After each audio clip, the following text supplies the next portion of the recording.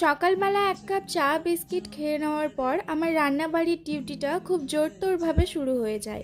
আর ঠিক সেই সময় আমার কর্তা মশাই হাতে বাজারের থলিটা নিয়ে দুলতে দুলতে বাড়িতে আসে।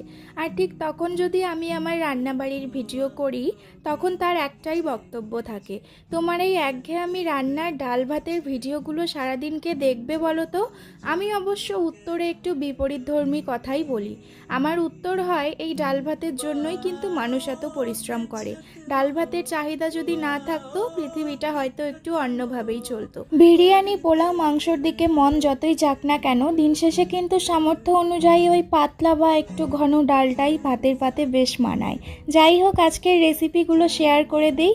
ভেন্ডি সেদ্ধ, পেঁয়াজ দিয়ে আর কালো জিরা ফোড়ন দিয়ে কুমড়োর ভাজা, বোয়াল মাছের ঝোল, সাথে প্রিয় মুসুরের ডাল আর আমড়ার চাটনি। তবে শেষ পর্যন্ত এত কিছুর মাঝে কিন্তু ডাল ভাতটাই আমার প্রিয়।